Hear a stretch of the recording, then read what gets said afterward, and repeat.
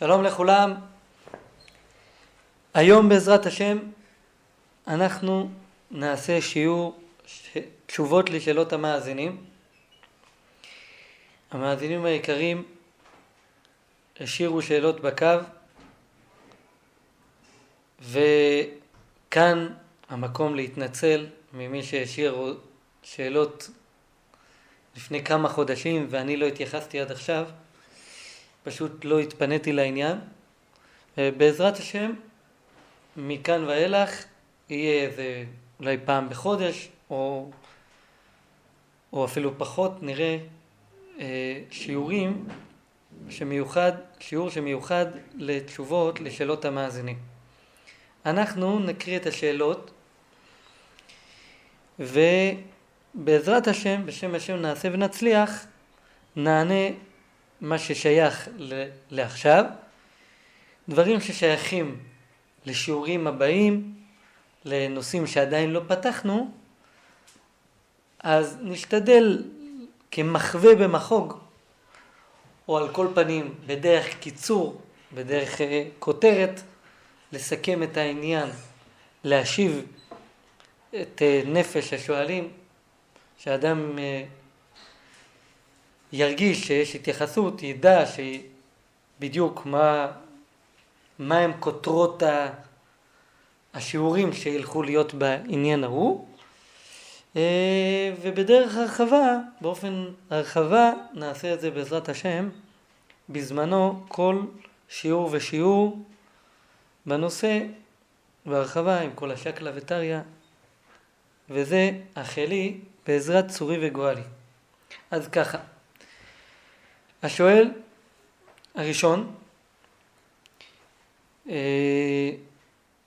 השאיר את השאלה מזמן. הוא בעצם מפנה אותי לספר הארגמן, לפרופסור ירא שמיים, פרופסור חרדי כלשונו, ששם הוא כותב שאחר הבדיקות והניסיונות לדיונון אין בו צבען כחול כלל. ואם כן, אם הוא שואל האם יש לי את הספר הזה והאם אני מודע לעניין הזה. אז כך, שאלה יפה, ואכן כן, הספר הזה קיים אצלי, אני נהנה מהספר עצמו, ובפרט מהאדם, מהפרופסור שכתב אותו. התמחה גברא והתמחה כמעותיו. הוא ממש חוקר וירא שמיים, ויש לו דרך ארץ לדברי חז"ל, וחוקר בצורה יסודית וברורה. רק כמו שאני ארחיב בעזרת השם בהמשך, היות ונגעו בשאלה הזו עוד כמה מהשואלים, כל אחד בלשונותיו הוא. אחד הפנה אותי למאמר לא של הפרופסור הזה, אבל בשם כמה פרופסורים, שהדברים האלה התנסו ונבדקו,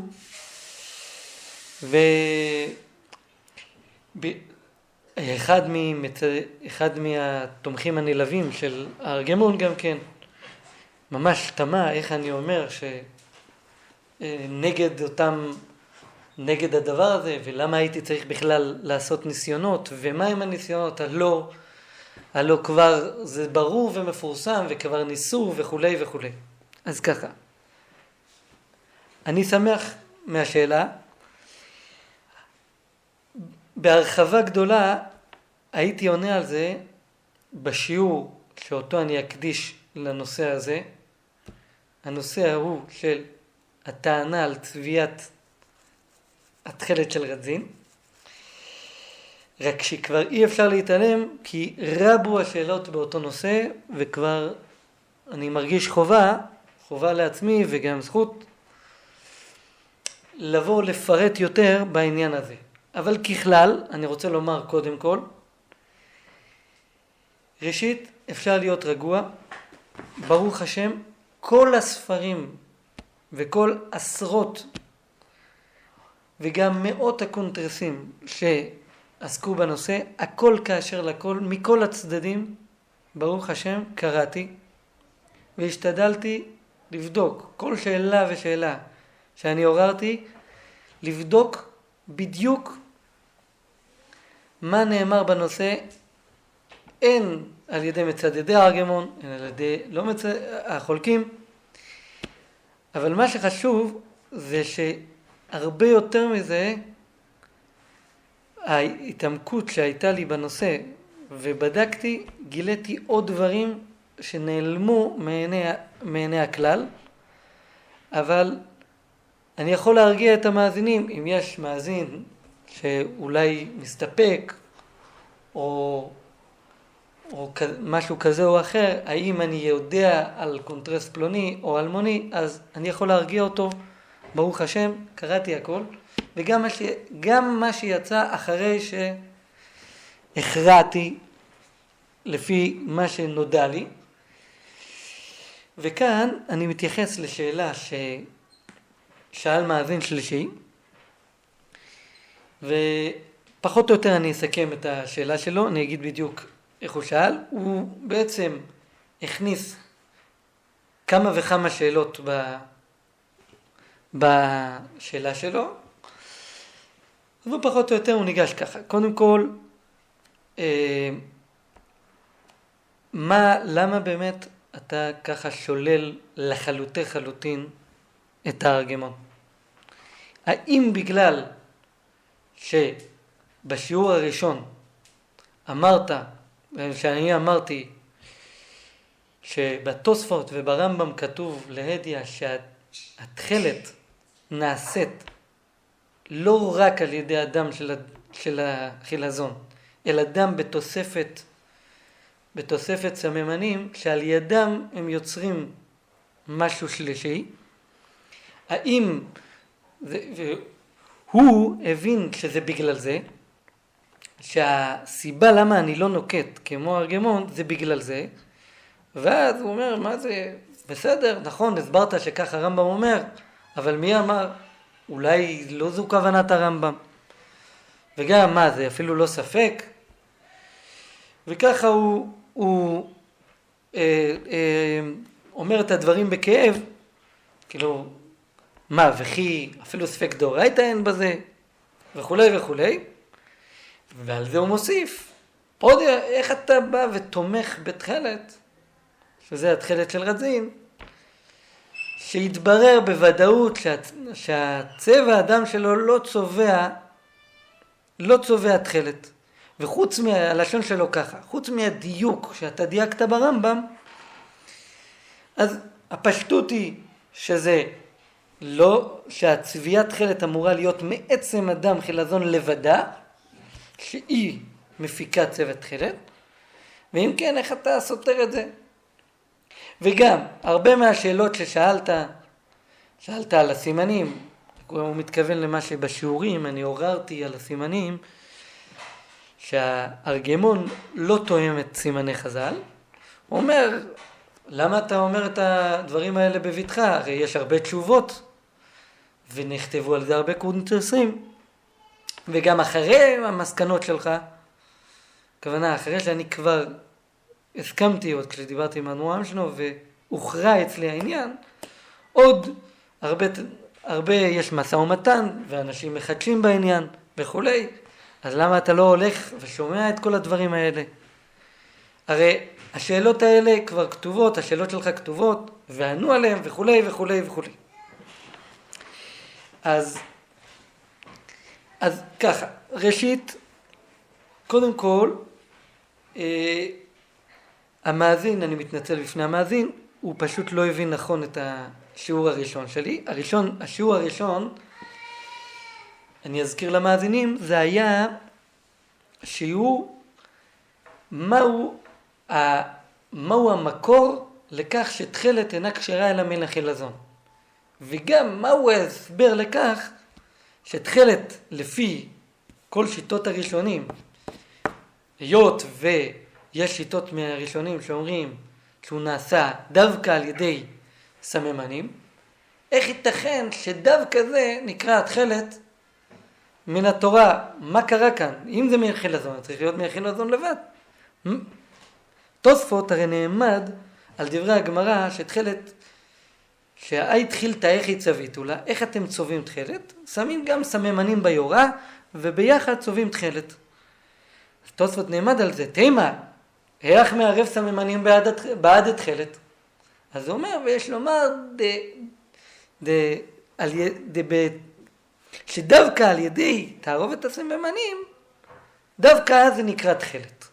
אז אני ערכתי בעומק כוונת דברי התוספות, מה ביורם, ותוספות מביא שם שרש"י חולק.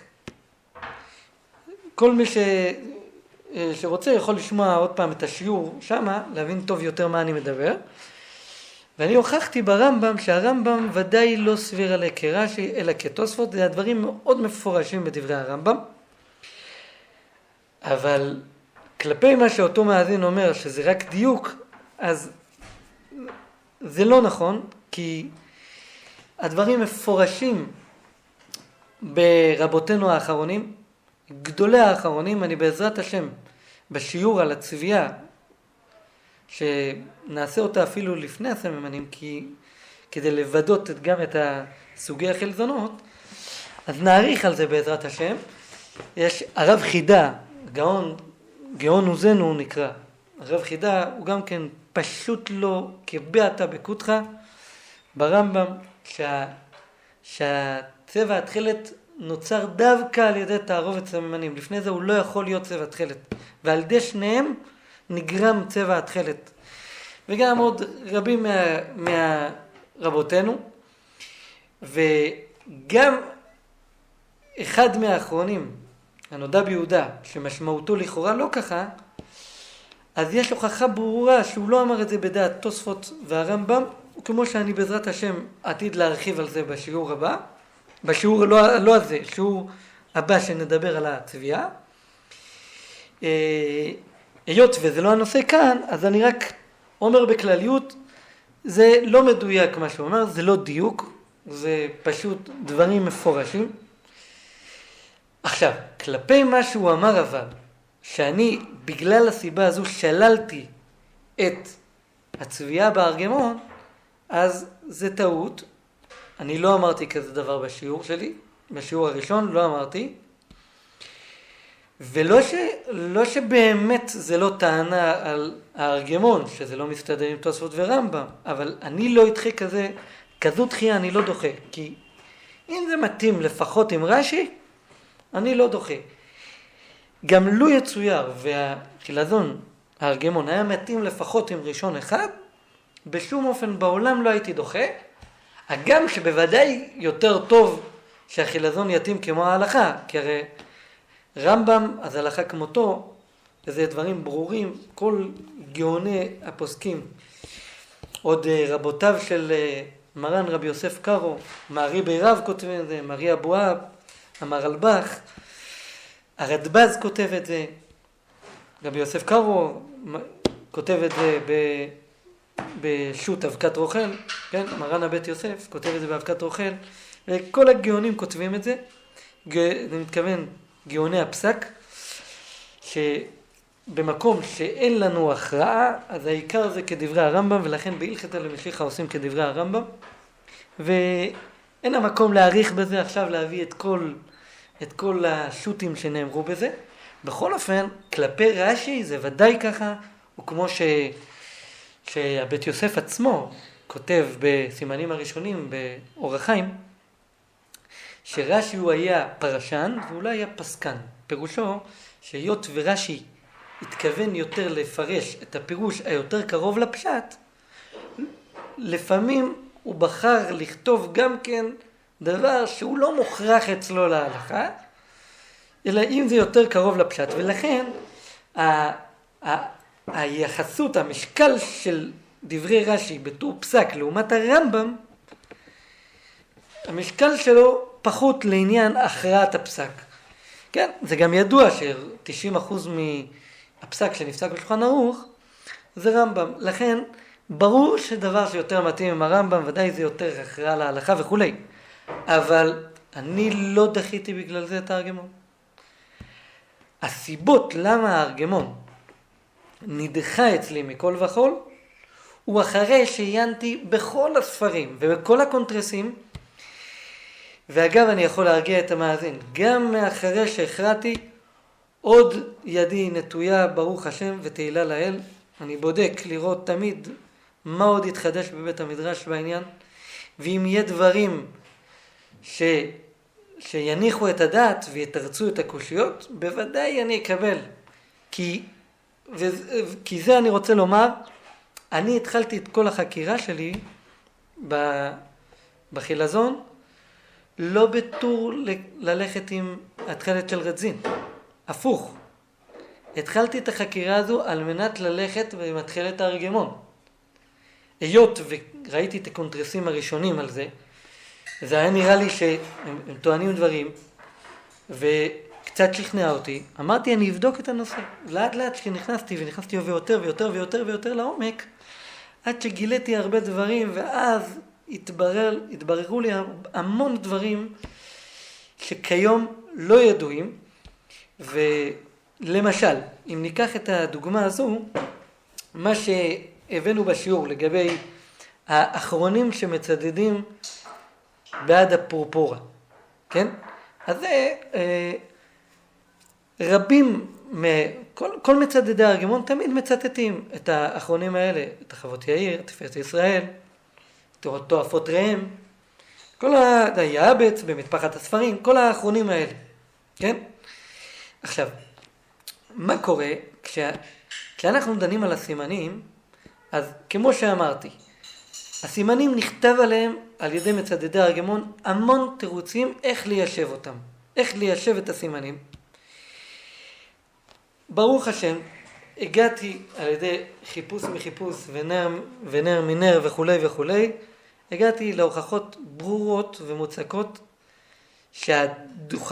שהדוחקים שנאמרו על ידם הם לא יכולים להיות, לא ניתנים להיאמר, בהוכחות חזקות. והיות ואני רוצה להעביר למאזינים את כל הנושא בכללותו, עם כל מה שנאמר עליהם, וגם הפרחות שמצאתי על דבריהם, באופן שלכאורה לא נותנים שום מקום לזוז ימין או שמאל, ואני רוצה אדרבה שהמאזינים ישפטו, אחרי שישמעו את כל התשובות שנאמרו, בעזרת השם אחת מהנה לא נהדרה, אני לא יחסיר שום תירוץ או יישוב שהם אמרו, וכל מאזין ישפוט בצדק, כל שכל ישר ישפוט ישר עם מי ההכרעה. רק שיש פה איזו נקודה מסוימת שהיא חשובה לתת עליה את הדעת, והיות וזה חלק מאוד מאוד עיקרי בכל המושג של משא ומתן בהלכה, לכן היה חשוב לי לבוא ולהדגיש את זה. אני אסביר, כן? אם לדוגמה, כן? אני אגיד, מישהו יכתוב איזה פסק הלכה מוזר לחלוטין, כן? או איזה ידיעה תורנית, ממש קוראים לזה מרפסא נגרא, כן? דברים שכמעט ואין הדעת סובלתן. אני אתן דוגמה, למשל, כן? אם איזה רב יגיד על הלכה למעשה, או יגיד על כל פעמים שיש דעה כזאת, יש צד כזה, שאם מישהו הקליט את עצמו, אומר קריאת המגילה, כן? מקרא מגילה הקליט את עצמו בקלטת, עכשיו הוא משמיע את הקלטת בציבור. אם הוא קרא את המגילה מתוך המגילה, בשעה שהוא הקליט את עצמו, ואחרי זה הוא מפעיל את הקלטת בציבור, הוא יגיד שכל הציבור יוצאים ידי חובה. למה? כי הקול של הבן אדם נרשם באותות אלקטרונים בתוך הקלטת, וכעת שמפעילים אותה, מפעילים מחדש את הקול, והקול עכשיו מוציא את הרבים ידי חובה, כי זה קריאה של בר חיובה. כן?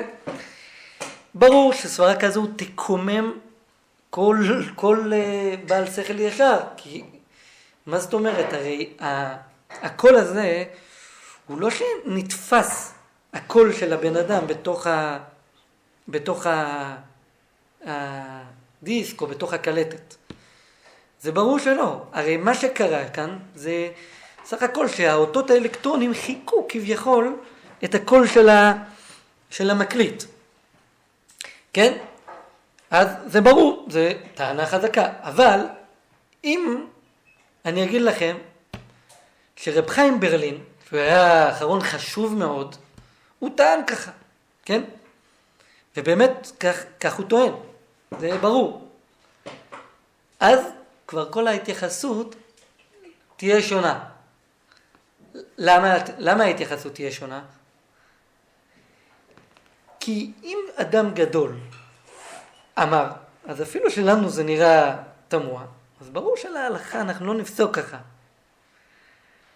אם רוב חכמי ישראל לא סוברים ככה, וגם הסברה לא נותנת ככה בפשטות וכו'.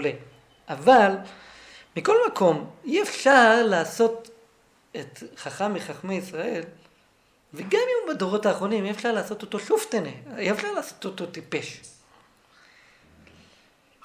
בקיצור, אם יש איזה אחרון, או וככל שהוא יהיה מדור קדום יותר, ככל שהוא יהיה יותר חשוב, כך אוטומטי יש זכות וממילא אפשרות יותר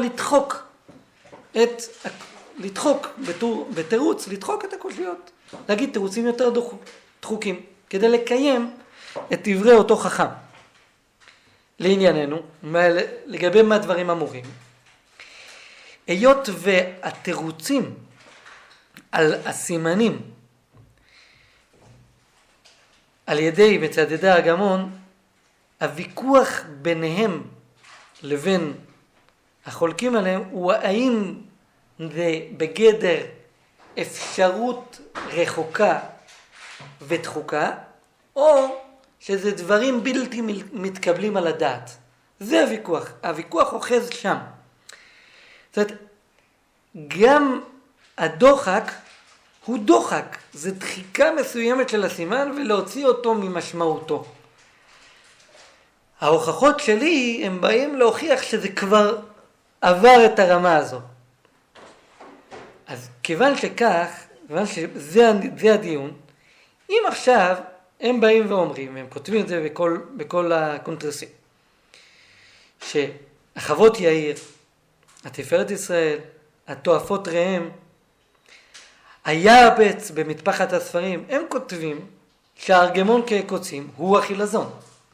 ברגע שזה ככה, אז הכל מקבל רובד אחר. אז כבר הדוחק הגדול הוא כבר אפשרי. כיוון שאנחנו באים לקיים דברי גדולים. אנחנו לא באים עכשיו, זה לא רק ויכוח שלנו. ולכן היה חשוב לי בסדר השיעורים, עוד הרבה לפני שאני מתחיל לדון על כל הסימנים ולעורר עליהם ולהזכיר אותם בארוכה, היה חשוב לי ראשית לבוא ולעורר על כך שפשוט יש כאן הונאה בעניין הזה. לא היו דברים מעולם.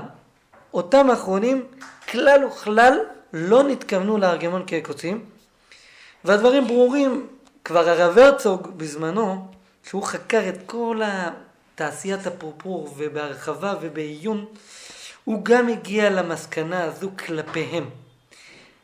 אני מתכוון לומר, הרי כשתפארת ישראל מציין את גזניוס, כפי שכבר הזכרנו, אני רק חוזר על זה קצת, הוא מזכיר את גזניוס. וגזניוס אומר שהחקירה שלו מעלה שהתכלת הופק מהחילזון שנקרא אליקס ינטינה, שהוא פורפור, זאת אומרת שהוא מתכוון לפורפור מסוים, לפורפור שהוא ינטינה. עכשיו, ממילא כשהיעבץ אומר במטפחת הספרים, הוא כבר כתבו חכמי אומות העולם שהתכלת נעשה מפורפורה, הרי לא היה מישהו מחכמי אומות העולם שקדם ליעבץ שכתב שהופק התכלת הופק מפורפורה חוץ מגזניוס. יוצא שגזניוס, שהיבץ התכוון עליו, ועליו כוונתו, וכוונתו ליינטינה. חוץ מזה, ההוכחות שהוכחתי עוד הרבה הוכחות שהם לא התכוונו כלל וכלל לזה. יפה. זאת ועוד. אם לשם משל, כן, אני פותח עכשיו סימן מסוים, אבל אני מבקש מהמאזינים לא לחשוב שעכשיו דיברתי על כל הסימן. כי את זה אני שומר בכבוד לשיעור שבו אני אדבר עליו, על הסימן הזה, בהרחבה גמורה, אז אני אעלה גם את כל הצדדים. כרגע אני מדבר כמחווה במחוג. כן? למשל, הסימן שחז"ל אומרים שהחילזון הזה צריך להיות בצורתו דומה לדג, או בתבנית דיוקנו, כלשון רבנו גרשום מאור הגולה. כן? עכשיו, מצדדי הארגמון סברו שהוא צריך להיראות חילזון, ולא דומה לדג. ואז הם מיישבים כל מיני יישובים על הדבר הזה. כן? אז עכשיו אנחנו לא נכנסים כרגע מהם היישובים ומהם הפריחות, כי זה בעזרת השם נשאיר לשיעור אז.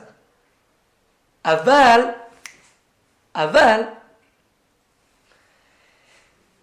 בכל אופן, לעניין הזה,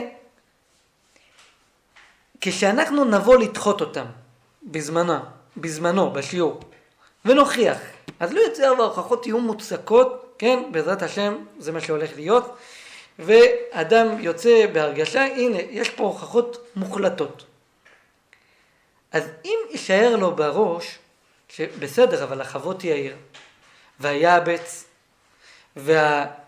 והתועפות ראם, וכל הצדיקים הללו, כל הקדושים הללו, גאוני האחרונים, מה? הם, איך אומרים, עשית אותם טועים בדבר משנה? הרי הם כן צידדו שזה פורפורה. לכן היה חשוב לי בשיעורים הקודמים, עוד לפני שאני נכנס לשיעורי הסימנים, להגיד, תשמעו, יש פה בעיה מסוימת עם הסימנים, שאנחנו נדבר עליהם בהמשך, וכרגע חשוב לנו לבוא לדון, האם באמת האחרונים הללו התכוונו לאותו ארגמון. לכן, כשאני באתי והבאתי שהתועפות ראם עצמו, אחרי שהוא אומר שהחילזון הוא הארגמון, הוא לא הארגמון כקוצים, אלא ארגמון הפורפורה, כן? תוך כדי דיבור הוא כותב שאותו חילזון צריך להיות עם סנפיר וקסקסת. זאת אומרת, הוא צריך להיות דק טהור. מה זה אומר? זה אומר שמימיו הוא לא ראה את זה. למה זה נפקא מינה? נפקא מינה שיכול להיות שהוא העתיק מה שהגויים כתבו ושמח עליהם כמשיח לפי תומו. אבל זה עדיין לא אומר לדידן, אלינו, שאם אנחנו נראה ראינו כבר את החילזון ההוא שעליו דיברו, כן? או חילזון אחר שאנחנו רוצים לומר עליו, ועל סמך זה שהתועפות ראם הסכים לומר שזה ממיני הפורפורה, אז אנחנו נגיד, טוב, אז החילזון לא צריך להיות צורת דג, כי כבר אחרונים אמרו את זה, זה לא נכון. כי הם לא ראו את זה ממהם. הם לא ראו את זה. ולכן היה חשוב לי להגיד את הדברים האלה. וכנ"ל השלטי הגיבורים, שהוא כותב שהוא נמצא באגמים הרחוקים שבהודו.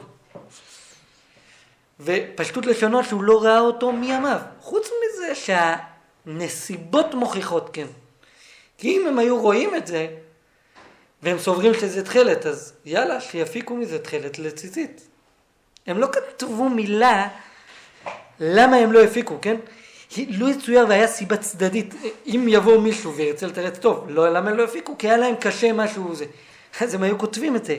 הם לא כתבו, זה אומר שהם לא ידעו מה זה. הם רק ידעו שזה מיני הפורפורה. כך כותבים חכמי אומות העולם. חוץ מזה שיש הוכחות מוצקות, שהם לא התכוונו על הארגמון כקוצים, כמו שרחבנו שם בשיעור, מי שרוצה יפנה לשם לשיעור. אז לסיכום, מה שהמאזין אומר, שלא הבאתי את התשובות שנאמרו על ידי מצדדי הרגמון לגבי הסימנים, פשוט שלא הבאתי, כי גם לא הבאתי את השאלות בעצם. אני ארחיב עליהם בעזרת השם בשיעור, וכל נושא ונושא הולך להיות דיון ארוך, עם כל המשא ומתן שבדבר, בלי להסתיר שום דבר. עכשיו, לגבי הראיות והדברים שכן הבאתי, אז אדרבה, בדבר הזה, אם יש לאיזשהו מאזין או איזה קונטרס שעונה בצורה נכונה על זה, בשמחה אני אשמח לשמוע. כרגע כל הקונטרסים ידועים לי, מה שהיה עד עכשיו בעולם, ואני יכול להרגיע את המאזין, לא התחדש מאז שום דבר משמעותי בפתרון השאלות והתמיהות החזקות בעניין. מכאן אני חוזר לשאלה שאיתה פתחנו. יש כאן עדויות ברורות, ופרופסור ירא שמיים זוהר אמר בספר הארגמן, שהוא פרופסור מומחה, שבדק והדיונון אין בו צבען כחול בכלל. תשובה, הדברים אמיתיים, אין בו צבען כחול. זאת אומרת, אני אסביר. אם מישהו ירצה לקחת אותו ולצבוע בו כחול, לא יצבע בו כחול. נקודה. אבל דווקא בגלל שהרמב"ם והתוספות, ובעזרת השם כשנרחיב, נגיע לשיעור הזה, נרחיב בהרחבה, שהתכלת לא נצבע רק על ידי האחילזון, וזו דעת הפוסקים כמו הרמב"ם. ואגב, זה לא רמב"ם לבד, וזו טעות של כמה וכמה ששאלו אותי השבוע ושבוע שעבר, זה לא רמב"ם לבד, הרמב"ם כותב את זה, החינוך, הסמ"ג, המעריל כותב את זה, המעריל מפנה לסימנים של הרמב"ם והסמ"ג, רבנו בכי כותב את זה, ובעצם כל הראשונים שכתבו את התכלת להלכה למעשה. אני יוצא שנייה מהעניין לשאלה ששאל המאזין האחרון, הוא הוסיף עוד שאלה, הוא אומר, הרי הריף והראש לא הביאו את הסימנים האלה. אז אני פשוט תמה איך שייך שמי שיודע ספר יגיד כזו טענה. הרי הריף והראש מעולם לא כתבו הלכות שלא נוגעות לענייננו. זה הרי דברים ברורים. כל תופס ספר יודע שהריף והראש לא כתבו הלכתה למשיחה. והריף מפורש כותב בהלכות ציצית. וההתנאל לנו תכלת. הוא כותב את זה מפורש. וגם הראש לא. למה שיביאו את הסימנים של מציאת החילזון, אם הם לא הביאו לשם משל את האפשרות איך להחזיר את הקרבת קורבן פסח בזמננו, שזה לכאורה זה לא פחות רחוק ממציאת החילזון. הרי זה אדרבה, זה גם רבי יחיאל מפריז, שהוא היה מבעלי התוספות, רצה להחזיר את העבודה בבית המקדש. אני מתכוון הקורבנות, לא העבודה עצמה של בית המקדש, כי אין בית המקדש. כן? וגם רבי עקיבא איגר והחתם סופר דנו בזה וכולי וכולי, והדרישת ציון וצבי ירש קלישר וכולי. אני אומר, זה לא נכון לבוא להוכיח מהריף והרמב"ם, ובאמת כל הראשונים שכתבו הלכתה למשיחה בעניין התכלת, העתיקו את הסימן הזה של דמו שחור כדיו, העתיקו את העניין, וממילא עם דמו שחור כדיו ואחרי זה שמביאים סממנים, זה אומר שעל ידי הסממנים משתנה הצבע שלו, כמו שהבין אחידה בפשטות את דברי הרמב"ם, ולא רק אחידה, ובעזרת השם עוד נדבר על זה בעיתו ובזמנו. ולכן, אם הסימנים הם כאלה ברורים, וגם המעריל כותב, המעריל הרי ידוע שהוא לא רגיל לכתוב הלכתה למשיחה. והוא בדרך כלל מהפוסקים של פוסקי אשכנז, שאפילו הרבה דברים שבזמן חז"ל נהגו, אז פוסקי אשכנז החמירו על עצמם בהרבה דברים. אז ודאי שהוא לא, כאילו בוא נקרא לזה ככה, לרוב אפילו את דין התלמוד הוא לא מספיק, הוא לא רואה לנכון להרחיב בו אם היה מנהג אשכנז להחמיר. קל וחומר לא תכלת וחילזון שהוא עתיד אם הוא עתיד להימצא או לא. ומהרי"ל כותב מפורש שעל ידי הסימנים שנתן בו הרמב"ם והסמ"ג בקל אפשר למוצאו. ופה אני עונה לשאלה שעוד מאזין שאל אותי, האם באמת הסימנים האלה הם סימנים כאלה מוחלטים? והתשובה היא חד משמעי. מכל הראשונים האלה ומהמהרי"ל מוכח שהם חד משמעיים לחלוטין ועל ידם בקלות אפשר למוצאו. זה לשון לא רגילה, כי דווקא הלשון המהרי"ל הוא היה מפוסקי אשכנז שהוא מרבים להשתמש במושג אין לנו בקיאים בכפלה, אין לנו בקיאים בשיעור הזמן, אין לנו בקיאים במליחה, אין לנו בקיאים ברתיחה. יש הרבה לשונות שכאילו גם שחז"ל כן היו בקיאים למצוא דברים, אנחנו לא. והוא עצמו משתמש על מציאת החילזון בקל אפשר למוצאו כיום, כן? ואולי ילך אחד וימצא אותו על פי הסימנים. זה הלשון, כאילו, פחות או יותר. אז זה אומר שהסימנים האלה הם לא רק שהם חד משמעיים, אלא שדווקא על ידי הסימנים האלה בקלות אפשר למוצאם, ובעזרת השם אנחנו נרחיב על זה בשיעור על הסימנים.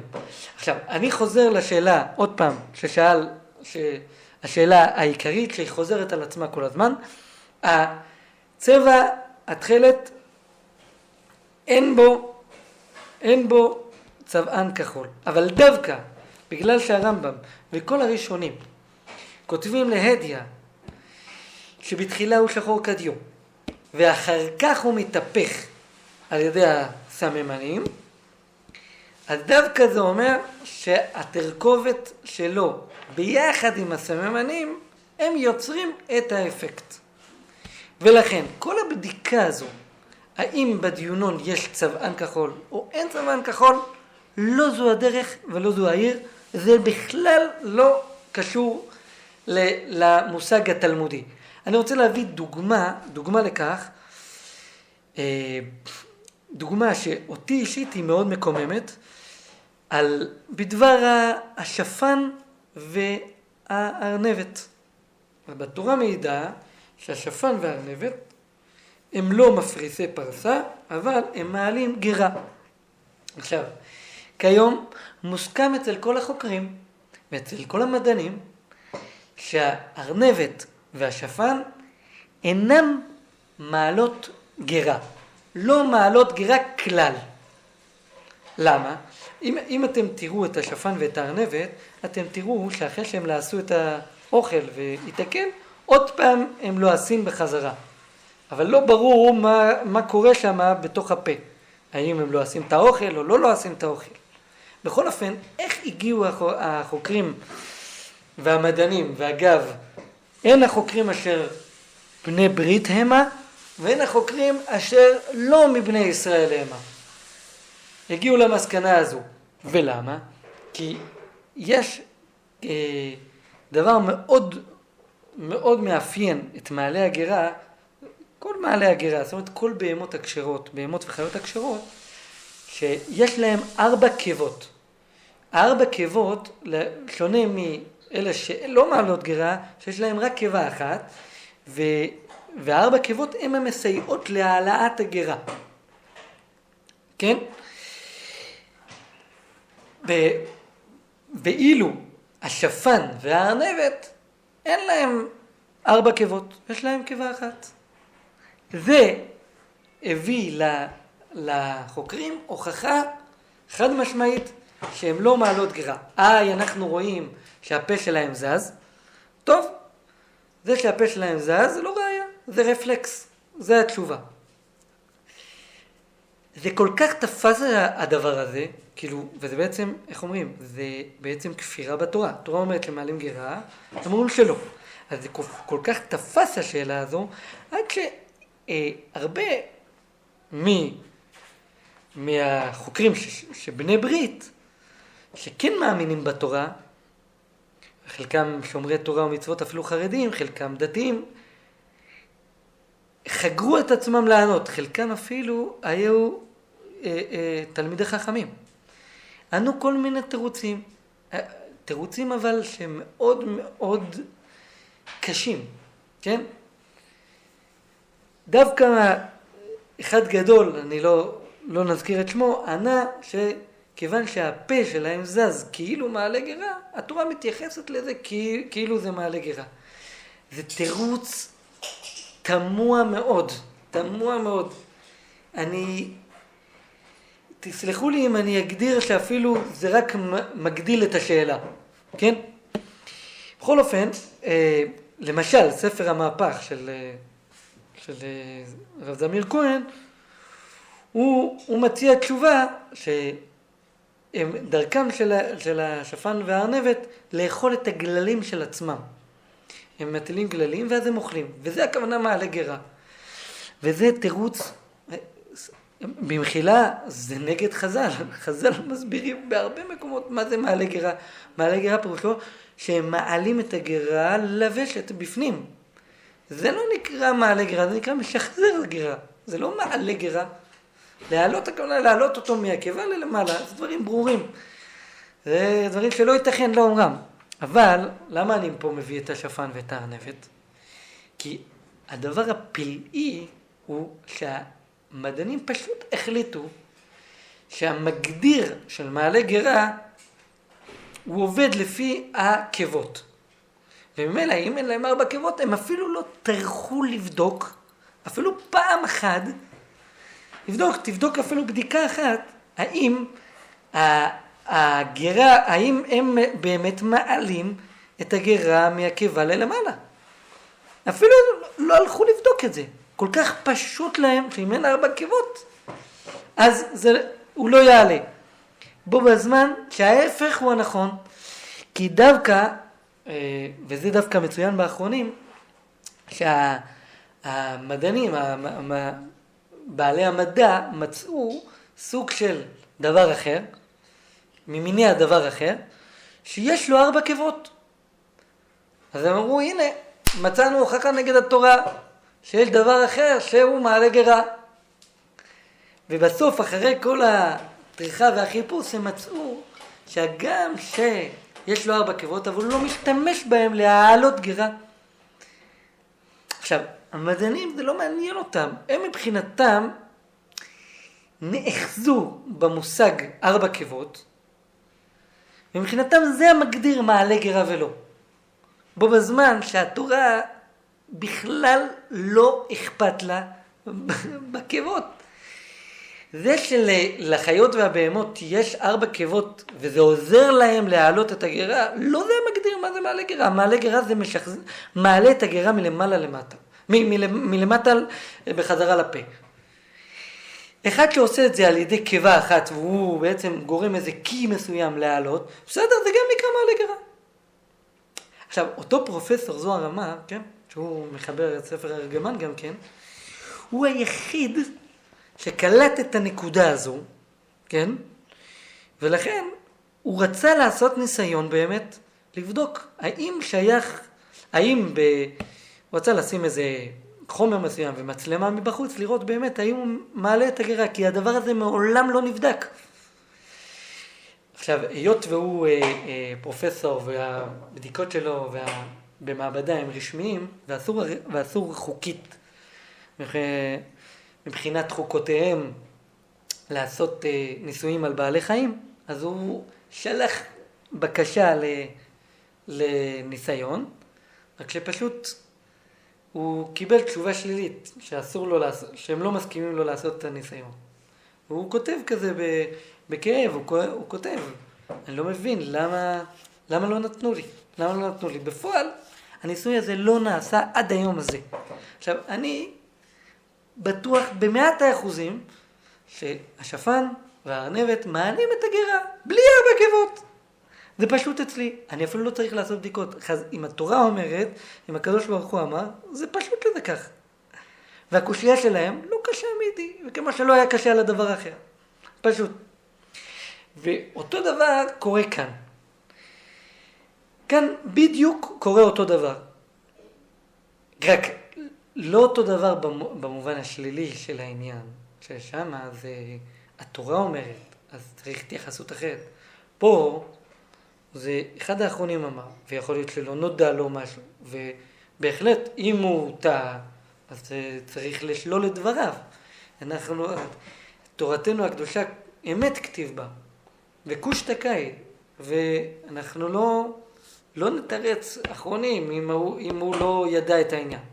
אבל על כל פנים, ברמב"ם ובתוספות כתוב לאדיה, שהצבע של התכלת הוא לא נעשה מעצם, הוא לא נעשה מאדם לבדו, זה דווקא לתערובת, וכלפי זה צריך לבדוק האם הצבע של הדיונון, האדם של החילזון של הדיונון, הוא מסוגל להפיק יחד עם הסממנים צבע תכלת, וצריך לבדוק עוד משהו. וכאן אני עובר לשאלה שנייה, אבל היות ואני לא רוצה להרחיב כאן בכל הדיון הזה, אלא רק להרגיע את המאזינים ששאלו, וזה לא אחד ולא שתיים, ואני מאמין שיש עוד עשרות מאזינים שעומדים עם השאלה הזאת, אז להרגיע אותם, ובעזרת השם אנחנו נרחיב על זה בשיעור שיהיה נידון על העניין הזה.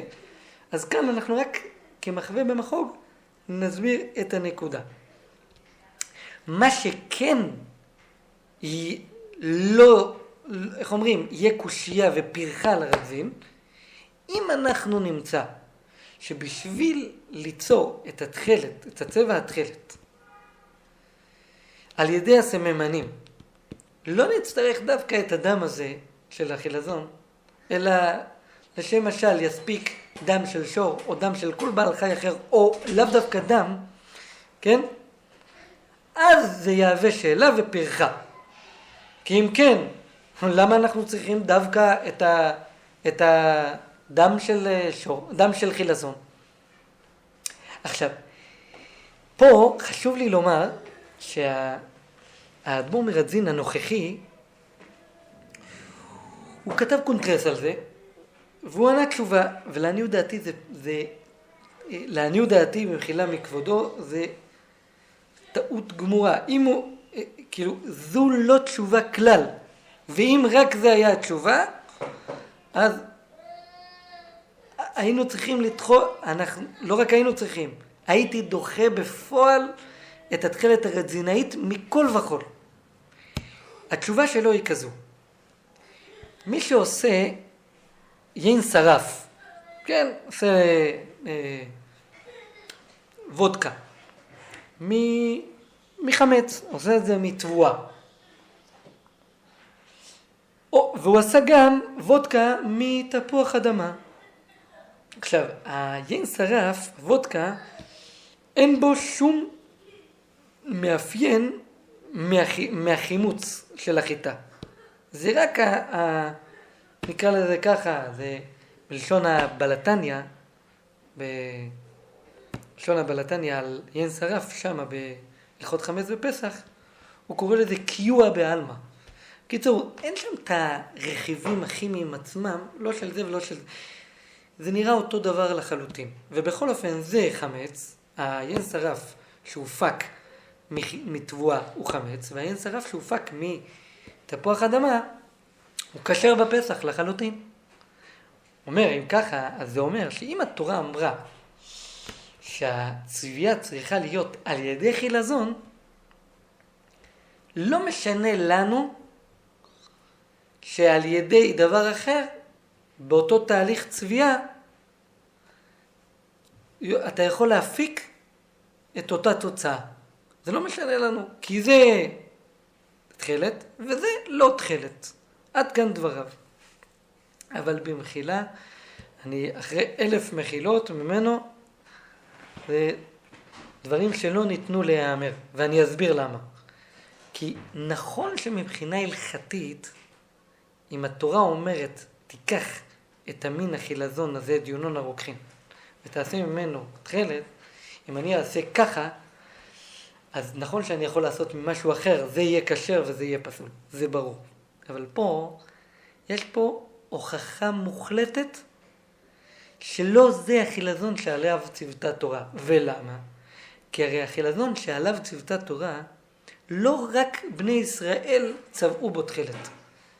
גם העמים צבעו בתכלת. נבוזראדן צבע, כשיעקב אבינו שלח את בניו, הוא שלח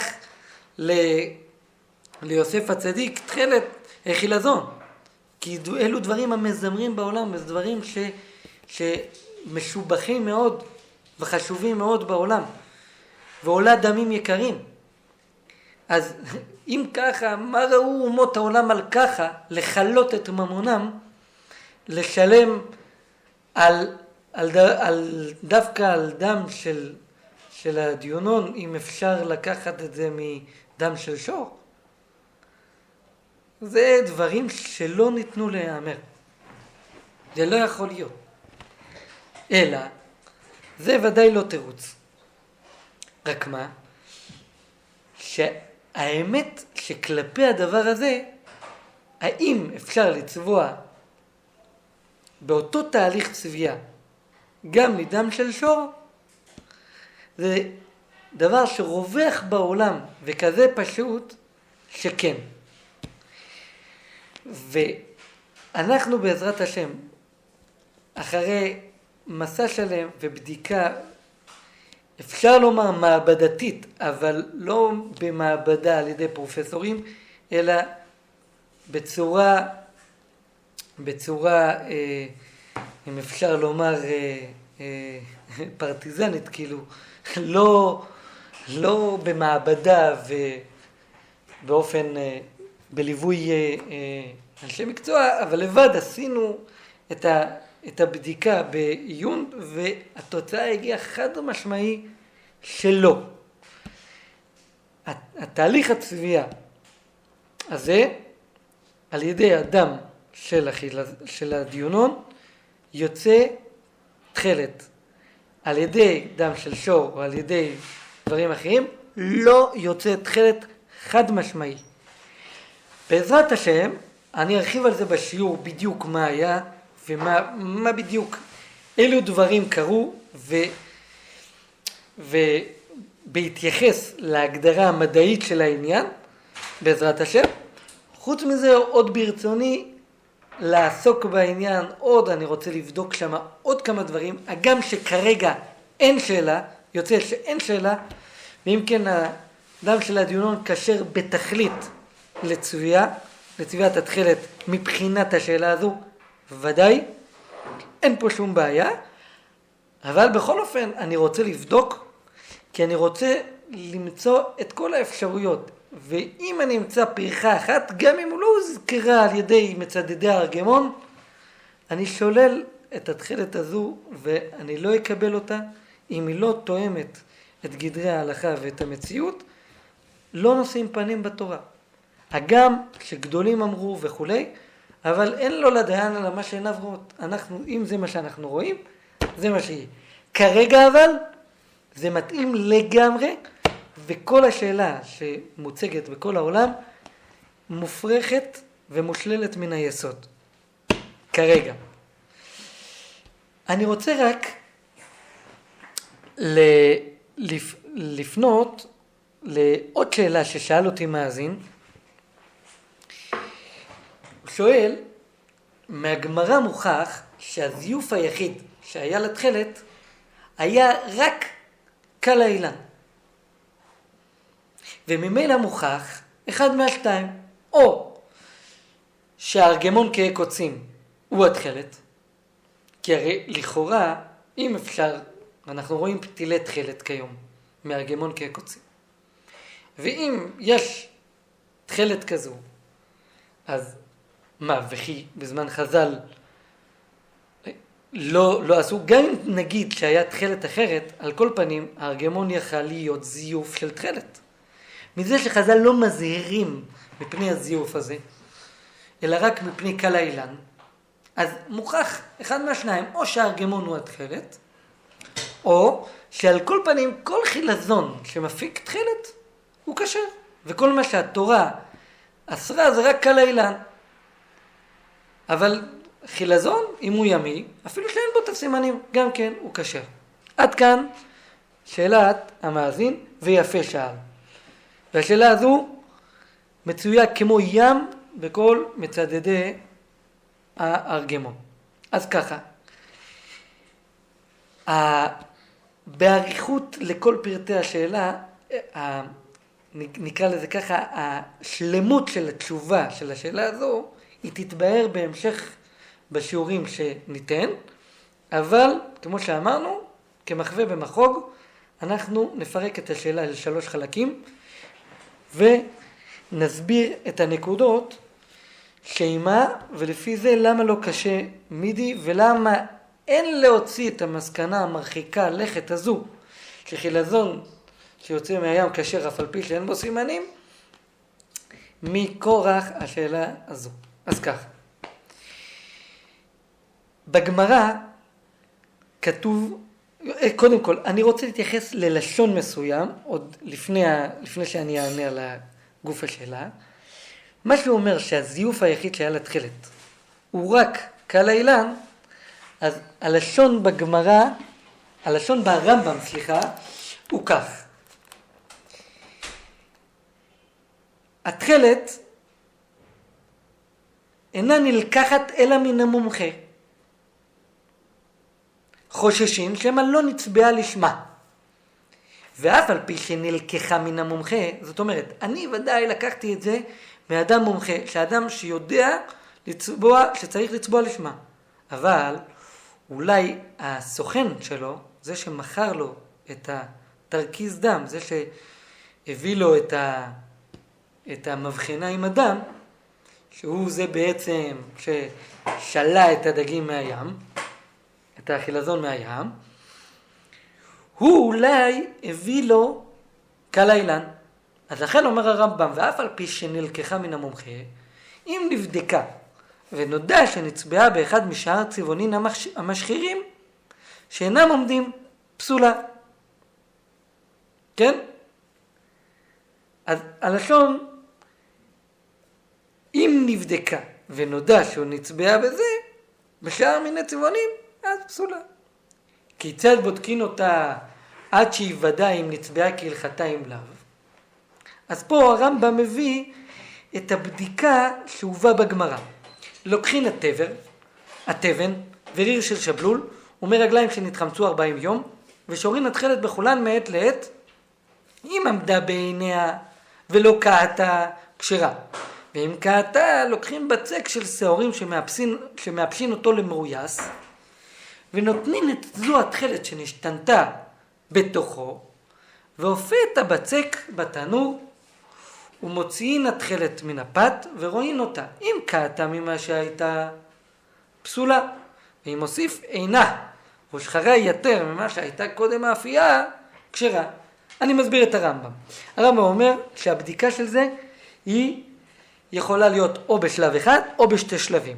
פירושו, השלב הראשון, לקחת תבן, ריר של שבלול, מרגליים, להשרות את התחלת בתוכם 40 יום. המרגליים הללו צריכים להיות מרגליים שהתחמצו 40 יום. שורים אותם, את התחלת, מעת לעת.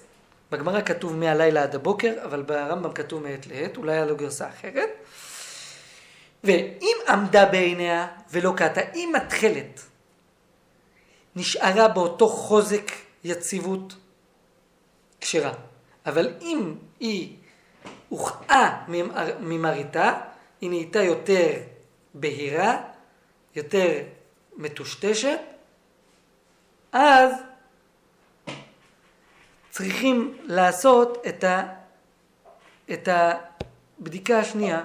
הבדיקה השנייה לקחת את אותה חוט חלת שהוכאה מריתה, לשים אותה בתוך הבצק של שעורים שמאפשים למורייס, ולאפות ככה את הבצק בתנור. אם כשהוצאנו את התחלת מהפת, ראינו אותה שהיא נהייתה יותר כהה, זאת אומרת יותר טושטש הצבע, פסולה.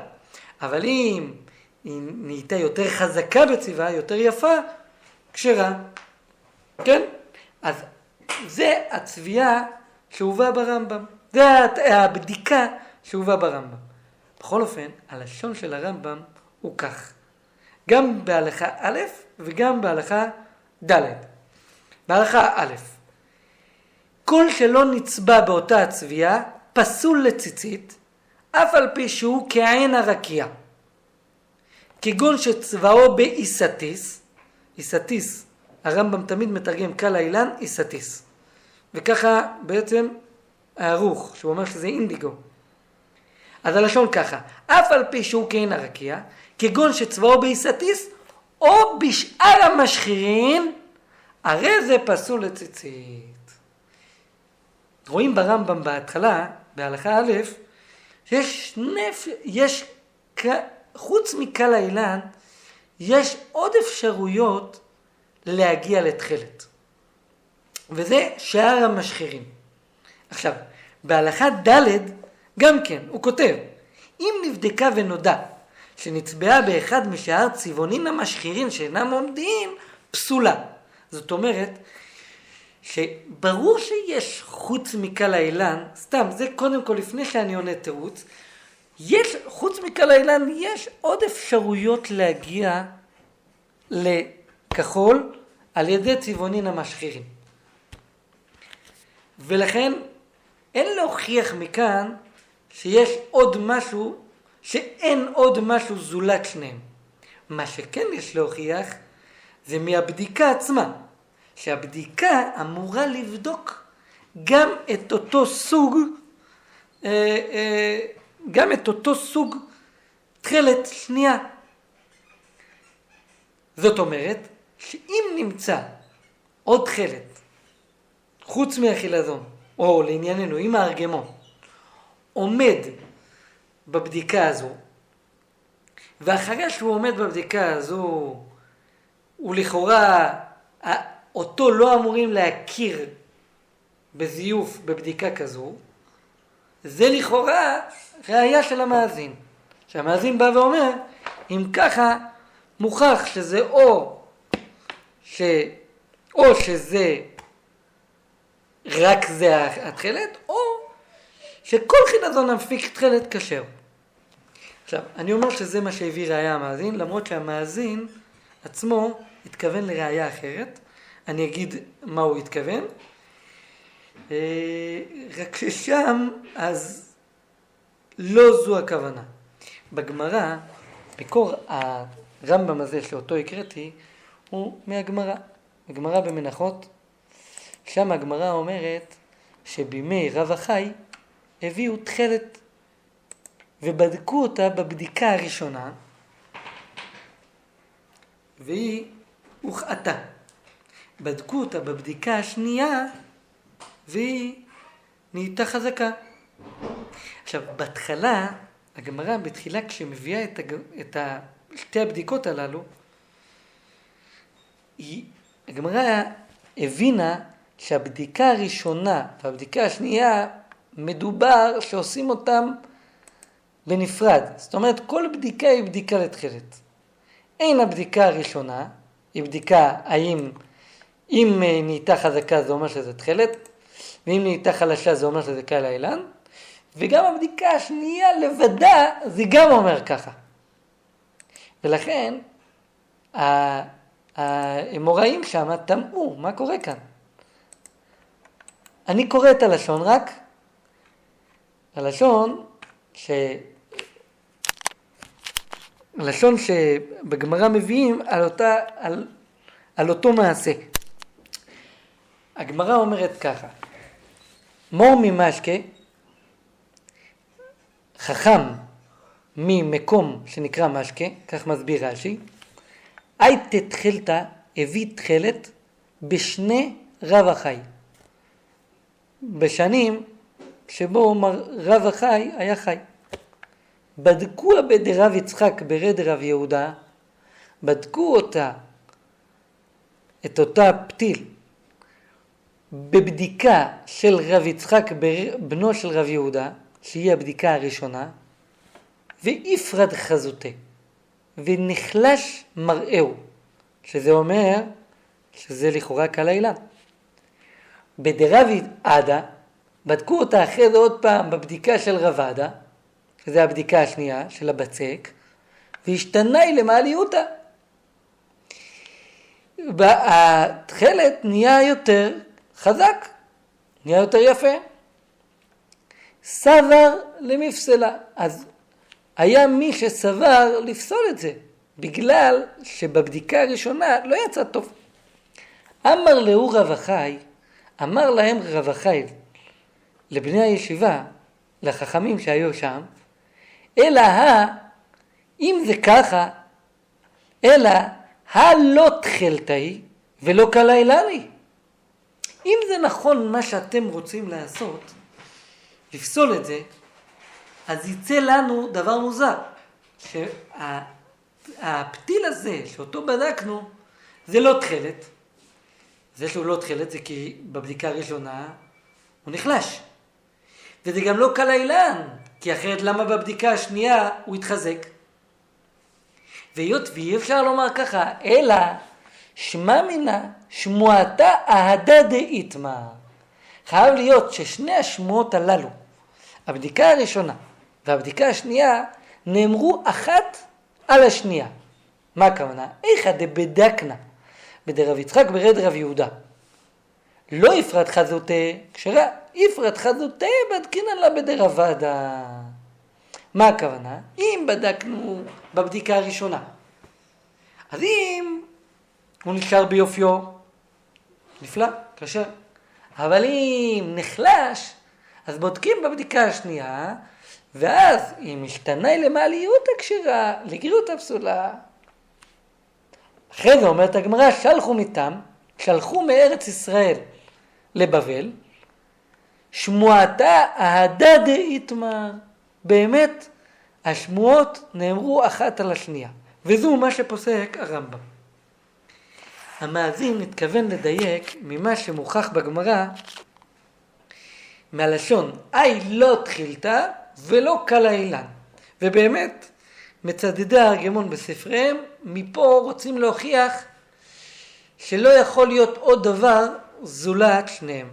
אבל במחילה, אם מאה לא ראיה, כן? ליקה למשמע מינה. למה? כיוון שמה הגמרא אומרת? הגמרא אומרת שאין כזה דבר, משהו שהוא עמיד בזה ולא עמיד בזה, לא כמו קל האילן ולא כמו תחילתה. לעולם יכול להיות שיש משהו שדומה לקל האילן. יכול להיות. ואדרבה, כלשון הרמב"ם, שמשמע יסתיס או שער בשכירים. יכול להיות כזה דבר. בלשון הגמרא גופה היה מקום לומר גם יותר מזה, שיכול להיות שיש משהו שדומה ממש לתחילת. רק שאליו לא חוששים. אני אסביר מה הכוונה, כן? אם למשל היה מוצר יקר מאוד, דוגמה, סליחה, אני מביא דוגמה לא נכונה, אבל כמשל זה טוב, כן? אם היה צריך להעמיס איזה יהלום מסוים, ואז הוא היה נספג טוב בבגד, באופן שהוא נצבע כמו תחילת. והוא יעמוד בכל הבדיקות האלה של התחילת. כן? אין פה שום קושיה על הגמרא. למה? כי כשהגמרא אומרת שצריכים לבדוק, למה צריכים לבדוק? מזיוף.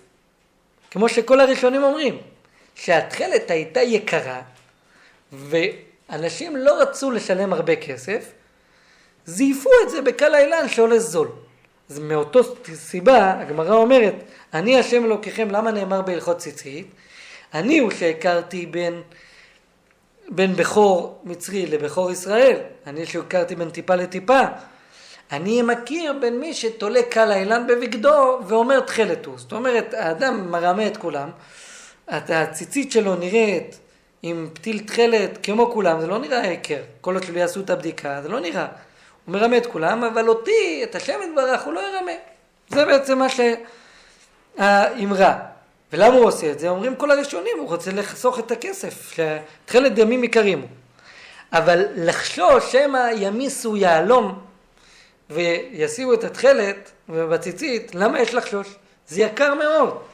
איזה בן אדם זייפן ילך לזייף בזה? יש מה לחשוש בכזה דבר? אין מה לחשוש. לכן כל מה שהגמרא הביאה זה רק ממה שאפשר לחשוש. ועל זה היה את הבדיקה. אבל גם לא משכחת לה משהו שלא עומד בזה ועומד בזה. זה לא שייך, כי אם כן אז הגמרא, וזה מוכח לגמרא. למה זה מוכח? כי אם כן, מה אכפת לחז"ל, כן?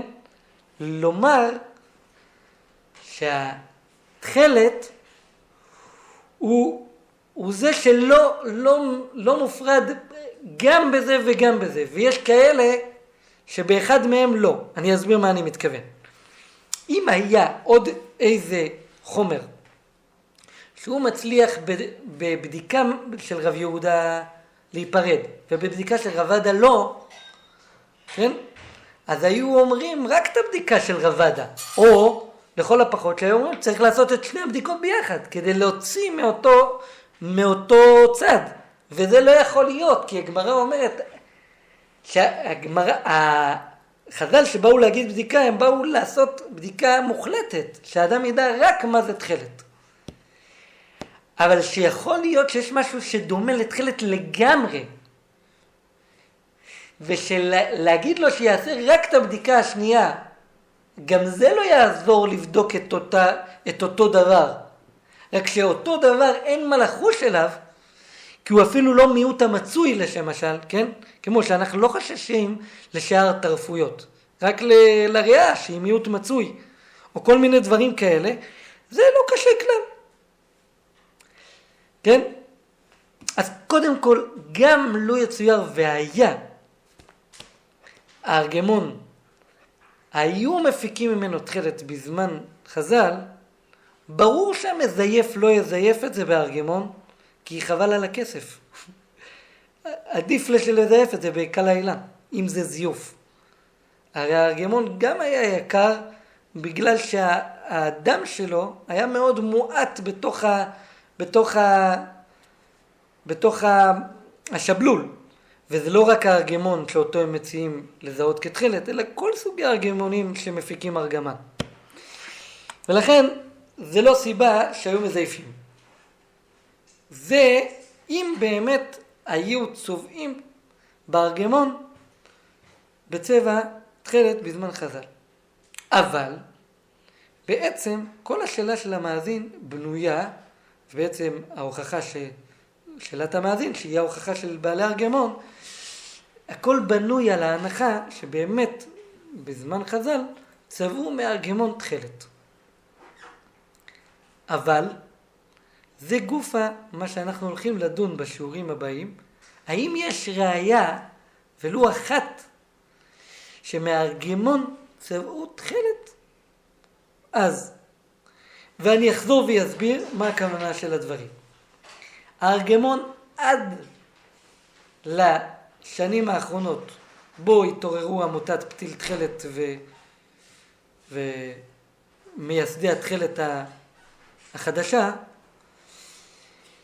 לא היה ידוע שאפשר להפיק ממנו את הצבע הכחול.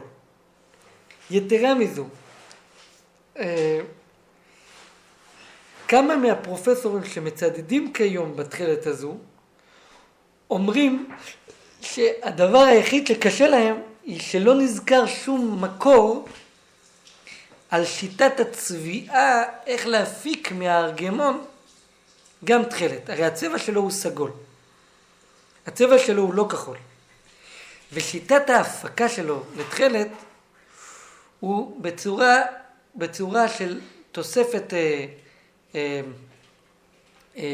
כימיקלים, שאחרי כמה זמן גם גילו שיש אפשרות על ידי השמש, אחרי שהצבע נצבע בתוך התכלת, בתוך הצמר, לשים אותו סמוך לאותו זמן מול שמש חזקה או מול נורות, ולהוציא ממנו את החלק האדמומי שבתוך הסגול. הדבר הזה לא ברור כלל שהוא היה בזמן קדמון, ואין שום הוכחות לכך, וכמו שבעזרת השם אני ארחיב בשיעורים הבאים, על כל הממצאים וכל הראיות שהם כן רצו להביא ראיות, ונביא הוכחות לכך שלא כך פני הדברים. עכשיו, אם זה כך, אז קושיה מעיקר הליטה. בזמן חז"ל לא ידעו ולא הפיקו מזה תחילת. ממילא לא זייפו בזה תחילת. ולכן אין ראיה שזה כשר. זה בעצם שתי שאלות כבר, שתי תשובות לשאלה הזו. אני מוסיף עוד תשובה שלישית, שהיא גם נכונה.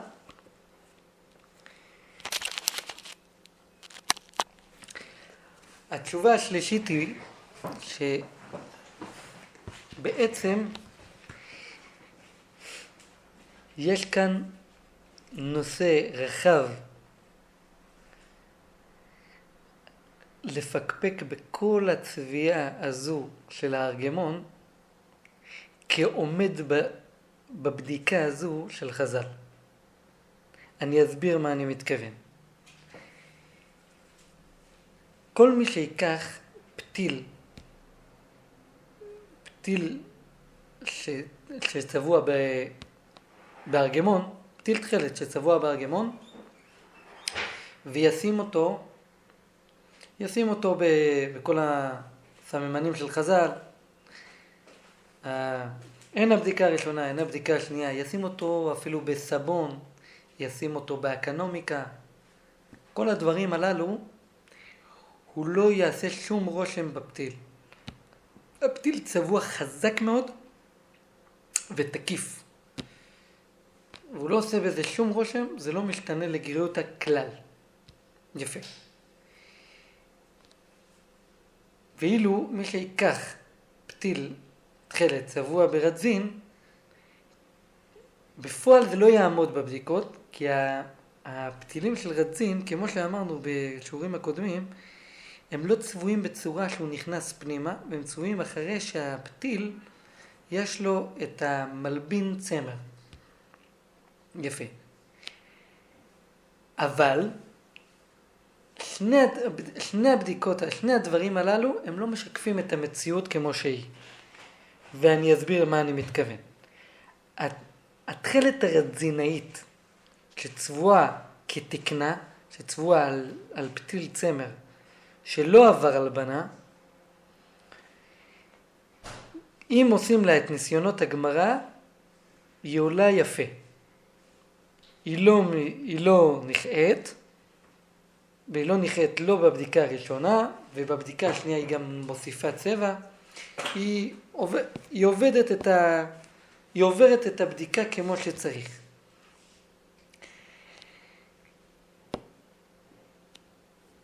לעומת זאת, באקונומיקה ובסבון מחאה הצבע, ובעזרת השם אנחנו נבהר בהרחבה שדווקא זה אחד מהסימנים שבתכלת, ולא כמו שמצדדי הארגמון ומפורסם בעולם לומר שהתכלת צריכה להיות עומדת גם באקונומיקה וגם בסבון. זה דברים הפוכים לגמרי ושונים לידיעה, וזה אנחנו נרחיב על זה בזמנו, נגיד את כל הסוגיות שקשורות לזה, סוגיה דזבחין, סוגיה דבבא קמא, כל הראשונים בעניין. אבל לענייננו, לגבי הבדיקה של הגמרא, זה שהפתילים הצבועים בארגמון עומדים בבדיקה, זה לא מהווה ראיה שהם באמת עומדים בבדיקה אם הם היו, כשהם נצבעים בתהליך הצביעה ללא הכימיקלים. כל הפתילים שאנחנו קונים בשוק כרגע מעמותת פתיל תכלת, הם צבועים בנוסח המודרני של הצביעה, שהוא גם כשר, נקרא לזה ככה, מבחינת הצביעה הוא כשר, אין שום בעיה, אם הוא מגיע לאותו תוצאה הוא כשר.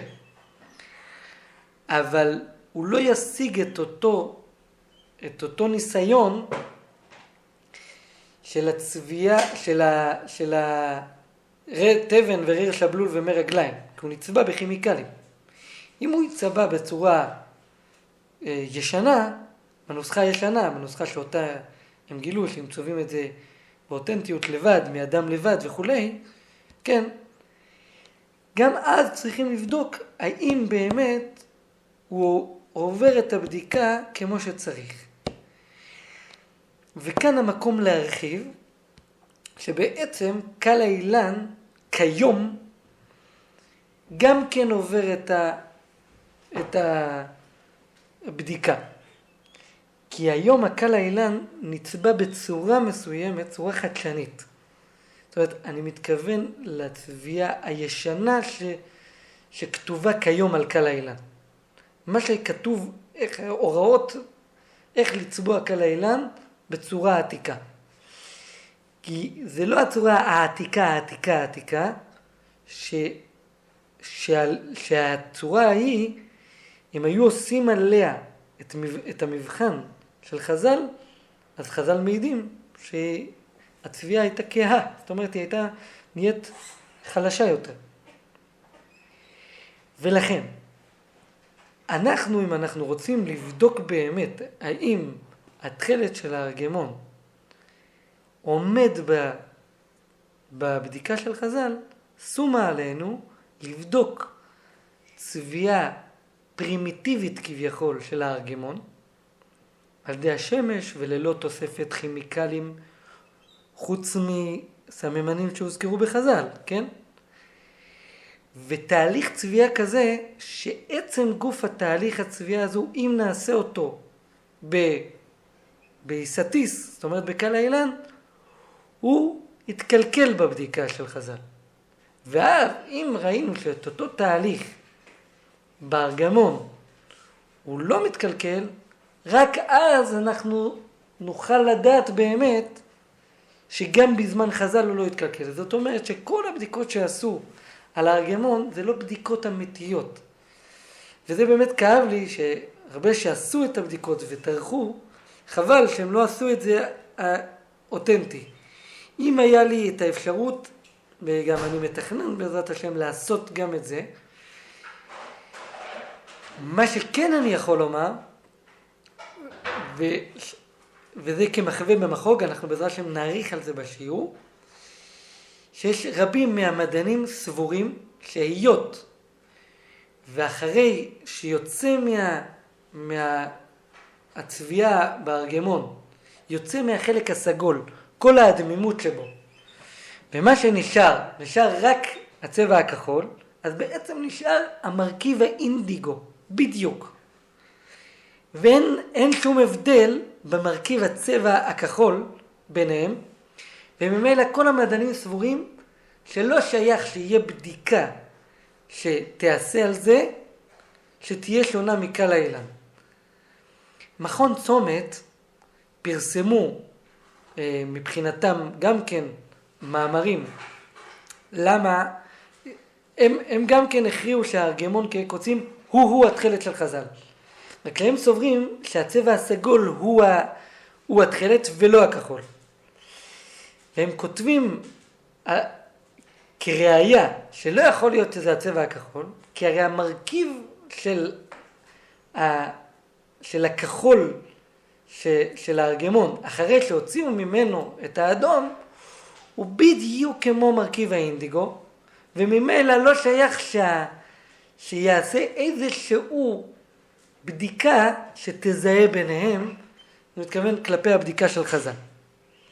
עכשיו, היו כאלה ממצדדי הארגמון שרצו לומר שהשאריות הברומו, זאת אומרת צחצוחי הצבען האדום שנמצאים בארגמון לאחר שהוציאו את האדום מהכחול, צחצוחי הברומו הם המשנים בהרכב הכימי בינו לבין האינדיגו. אבל זה טוב למחקר מדעי, שהמדע יוכל לזהות את זה במעבדה. הוא מזהה שבכחול הזה יש גם צחצוחי ברומו. אבל זה לא מספיק זה לא מספיק בשביל שהבדיקה של חז"ל תמצא הבדלים. למה? כי הרי הכחול הוא לא מורכב מהברומו. הכחול עצמו הוא מורכב רק מהאינדיגו. ועד כמה שהאדום הופג לגמרי, יצא לגמרי ונשאר רק האינדיגו, אין שום סיבה מדעית שיהיה הבדל בנוסח הבדיקה בין זה לזה. רק שכמו שאני אוהב, אני לא רוצה לסמוך רק על מדע, אני רוצה לבדוק את זה בפועל. כי אני יכול לבוא לומר לכם, אף אחד עדיין לא בדק את זה, ולרבים מהמדענים ברור שהבדיקה של חז"ל הבדיקה של חז"ל לגבי הכחול של הארגמון לא תעבור בצורה יפה ותשלול את העניין לחלוטין. הלשון של מכון צומת זה שלול בהחלט, ולא רק הם. עוד כמה וכמה מדענים ראיתי אותם אומרים את זה. זאת ועוד. צחצוחי הברומו הם יכולים להיווצר לאו דווקא על ידי שאני לוקח ארגמון ומוציא ממנו את האדום ומותיר בו רק צחצוחי ברומו. אני יכול ליצור את זה גם על ידי זה שאני לוקח סיר וצובע בו ארגמון, לשם משל, ואחרי זה באותו סיר אני שם אינדיגו רגיל, זאת אומרת קל אילן רגיל, והשאריות, מה שנדבק לסיר מהברומו, נשארים באינדיגו, ואז יש צחצוחי אינדיגו. ואם ככה, כזה דבר אי אפשר לבדוק בכלל. וכיוון שכך, אז מה הועילו חז"ל בבדיקה שלהם? הרי הזייפן פשוט ייקח קצת מהסגול, מהדם של הארגמון, ייקח קצת ויערבב את זה באינדיגו, והוא ישיג את אותו אפקט. כל זה מובן שלכן חז"ל ודאי לא חששו מזה, ולכן הבדיקה לא הייתה אמורה לחול על זה, וכיוון שכן, בוודאי אין להסיק מכל זה את המסקנות המרחיקות לכת, שגם חילזון שאין בו סימנים, גם כן קשה. אני עובר כרגע לעוד שאלה ששאל אותי המאזין השלישי. הוא שאל אותי בשיעורים שאני אומר שהפיקו מזה סגול, כאילו זה נראה שאני אומר שאם הוציאו מזה סגול, אז כבר אי אפשר להוציא מזה תכלת. איך אני אומר ככה? הרי בעלי התוספות על התורה, וגם רבנו חיים פלטיאל על התורה, בפרשת בראשית, הם כותבים שהחילזון מוציא כל מיני צבעונים, ואם כן, יכול להיות שהוציאו מזה גם ארגמה. למה אני אומר שלא הוציאו מזה גם ארגמה? אז ראשית, קודם כל, אני בשיעורים עדיין לא התייחסתי לכך שאם הוציאו מזה סגול, אז מוכח שלא הוציאו מזה כחול. עוד, אני עדיין לא הגעתי לשם. קודם כל, אמרתי, האם יש ראיה מכל מה שמצאו עד עכשיו, וכמו שאני ארחיב גם מהארכיאולוגיה וכולי וכולי, האם יש ראיה מכל זה שהופיקו מזה תכלת? בינתיים הראיה היא רק לסגול, ואין ראיה לכחול. אני עדיין לא אמרתי שיש מזה הוכחה שאם הוציאו סגול, אז בהכרח שלא הוציאו כחול. קודם כל אמרתי, אין עדיין אפילו בדל של הוכחה שהוציאו מזה כחול. וזה בהקשר למה שדיברנו כבר מקודם, שאם כל ההוכחות לכך שזה החילזון האמיתי בנויות על זה שנמצא בארכיאולוגיה ומצאו ככה וראו ככה, והלשון היקינטה של היוונים והמילה הזו וכולי, הם מהוות הוכחה לכך זה התחילת של התורה, וממילא אם נמצא סימנים נצטרך לדחוק אותם. תשובה, את הסימנים אנחנו לא נדחוק, כי ראיה אין לנו. אין פה ראיה, לא התחיל העניין, וממילא הוא לא ימשיך. זה דבריי בשיעור. רק בהקשר למה שהוא אומר, שאם הוציאו מזה סגול, דהיינו ארגמן, אז בוודאי לא זה התחילת. בעזרת השם אני ארחיב על זה בשיעורים, כי יש לי הוכחות מוצקות שלא שייך לומר שאת הארגמן ואת התחילת הפיקו מאותם מינים, מאותו מין. ולגבי רב חיים פלטיאל והבעלי התוספות, אני ידעתי, ובעזרת השם אני אדבר עליהם, ונראה בדיוק למה הם התכוונו, וההוכחות לכך הם יהיו מאוד מוצקות, וכמובן המאזינים, כל שומע ישפוט בעין שכלו. אני רוצה לעבור לשאלה, לא שאלה, הערה כזאת, שפשוט חזרה הרבה ונשנתה על ידי רבים מהדורשים והמבקשים, וממש לאחרונה אחד מהמצדדים החזקים של הארגמון שיצר איתי שיחה והביא שאלות, הביא את הראיות שלו אחד אחרי השני, היה בטוח שכמעט, איך אומרים, זה דברים שלא נודע לי ובהכרח אני אחזור בי וכו' וכו' וכו'. בתום שיחה של כמה שעות ועם השלמות של עוד כמה שיחות טלפון, הוא היה המום לחלוטין, והוא לא האמין שכל ההוכחות במקרה הטוב הם לא הוכחות, ובמקרה עוד יותר פחות טוב הם הוכחות נגדיות. אז הוא אמר לי את האמרה הבאה, והיות ושמעתי את זה מעוד הרבה אנשים, ואני מבין שזה כואב להרבה, אז אני רואה לנכון להתייחס לזה.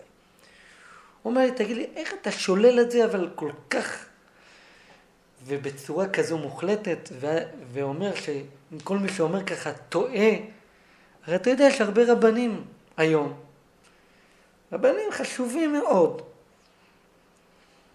שאוכלים ככה, אתה לא יכול להפוך אותם לטועים וכולי.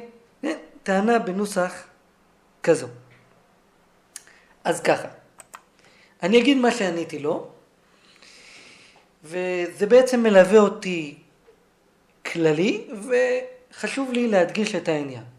אני אמרתי לו, האם אתה זוכר שבתחילת השיחה אמרת לי שהתחילת הרדזינאית היא ודאי לא התחילת של התורה, כי בהכרח שזה לא זה החילזון, כי זה לא חילזון בכלל. כן? זה הטענה שהוא טען לי. זה הרי לא חילזון בכלל. אין לזה שום צד ומהות של חילזון, ובוודאי לא לזה התכוונה תורה וכו' וכו' וכו', והתקפת בכזה ודאות. אתה זוכר שאמרת לי את זה? כן, אני זוכר. אז אמרתי לו, אם תשים לב, מה קרה כאן? אתה תקפת בכזה ודאות שזה לא חילזון. עכשיו, המושג חילזון הוא לא דבר שנודע רק לאחרונה, כן? כל הראשונים מגדירים מה זה חילזון, כותבים לשונות. אין הראשונים הערבים, דהיינו שהיו במדינות ערב והשתמשו בלשון ערב בתרגומים, כן, כמו הרמב"ם והרמה ביד רמה, שכותב על חלזון, והרש"י שמשתמש בלשון צרפת, נימס, כן, וכל הדברים האלה ידועים ברור, והגאונים וכו' וכו', שהמושג חילזון הוא החילזון שאנחנו מכירים, וזה דברים מאוד מאוד ברורים, וכל האחרונים שצידדו בעד התחילת של הרדזינר, שהם היו גאוני העולם, כן? הרדזינר עצמו היה גאון אדיר, אבל חוץ ממנו, המהרש"ם מברזן, יש מישהו שחולק, שהוא היה גדול הפוסקים, לא קם כמוהו בגדלות ופסק, לא היה דבר שלא נודע לו. האחייזר שלבש בצינה כמו שמעידים, רבי יצחק לפונוביץ', רבי סזל מלצר שנטל לזה עוד רבים, בקיצור גדולי עולם, איך אומרים, שקוטניהם עבה ממותנם של כל הרבנים שעליהם אתה מדבר כיום. ולא היה לך שום בעיה, ולא מצמצת אפילו בעיניים, כשאמרת שהם פשוט לא ידעו מה זה חילזון. זאת אומרת, המושג חילזון אפילו לא היה ברור אצלהם. וזה שהם אמרו שזה דג, שהוא דומה לדג, זה היווה אצלך שלילה מוחלטת בין שאר הקושיות שהיה לך, לכך שהחילזון שהם דיברו עליו, הוא החילזון. ואני רק יוסיף שהסטייפלר, כמו שאמרתי בשיעורים עברו, וגם בשם החזון איש, הוא אומר שחלק מהמפקפקים בדבר הזהות של החילזון של האדמו"ר מרדזין, הוא על כך שהוא לא מספיק בצורה של דג עם סנפיר. הוא לא לגמרי בצורה של דג. עד כדי כך, כן? והסטייפלר מזדהה עם זה. זאת אומרת, שאת כל הגאונים האלה, את הסטייפלר גם, את החזון איש, את כולם אתה יכול למחוק בהינף יד, שהם לא נראים כחילזון. זה לא רק אתה. כל מצדדי החילזון, הם כותבים את זה בכזה ברור, שהרי זה בכלל לא חילזון, כן? וזה מותר להגיד שכל הרבנים האלה טעו לגמרי. אבל כשאני בא ומביא לא ראיות שהם איך אומרים, זיל קרי ברב, שאני הופך כביכול אותם לטיפשים. הרי בזה שאתה אמרת שזה לא חילזון, הפכת אותם כביכול חס ושלום, חס שלום, לטיפשים. כאילו הם לא יודעים מה זה. ובעזרת השם אני ארחיב בשיעור הזה של החילזון, והוכיח אדרבה כמה הוא חילזון, לגמרי עם כל זה שהוא דג, ואדרבה זה יבואר בזמנו, אני לא רוצה להקדים את המאוחר. אז אני אומר, זה לא הפריע לך, אבל אחרי שבאתי והוכחתי לך והסברתי לך, ודנו והבאת עוד שאלה, ואז גם דנו ופירקנו, והבאתי לך גם קושיות על זה, אז פתאום, כשהבאתי קושיות אמיתיות על הרבנים שאוחזים בתחילת כיום, פתאום חורה לך שיש פה רבנים. אז לכאורה, יציבה בערה וגיורא בשמש מאיה? ממה נפשך? זה לא חד סטרי. אם אתה הולך, יש לי אפשרויות ללכת לדון בדבר. אתה רוצה לדון באופן אמונתי, דהיינו, אם יש רבנים שצידדו בזה, אלו ואלו דברי אלוקים חיים, אז זה גם שיש רבנים לידיעה שחולקים, בסדר. אז אני לא חולק, אני אומר שגם זה אמת. בסדר, מקבל. אבל לבוא חד סטרי, כלפי התחילת הזו, להגיד לא, יש רבנים. כלפי התחילת של הרזים, שהם גאוני עולם הרבה יותר בשיעור קומה, מהם, זה אתה מסכים לדון, ותורה היא וללמוד אתה צריך, וזה צריך לדון, זה אני לא יכול לקבל. אני מוכן לקבל כל גישה אחת בפני עצמה, אבל לא את התרכובת הזו, שהיא ארכי ואתרי ריחשה, ולתפוס את החבל משני צדדים. אבל חשוב לי לומר פה עוד משהו. אני בגישה שאין לו לדיין אלא מה שהן עברות, וגם שהיו גדולי עולם, ואנחנו ברסלברס, אז רב אברום רב נחמן גם, מי יודע גודל עומק גדולתו בנגלה ובנסתר, ומי שלומד ליקוטי מוהר"ן עם הכללים, רואה את זה בחוש ובביאור הליקוטים. זה העין לא ראתה ממש. גאון זה לא מילה. חוץ מהקדושה והטהרה וכו' וכו' וכו'. ואף על פי כן, כשאני דן להלכה, לא היה לי שום, איך אומרים, שום מצפון כביכול, שאם אני אראה פרחה הלכתית על הרדזין, אני שולל את זה לגמרי, ועד עכשיו אין לי בעיה עם זה, כי ככה דנים בתורה.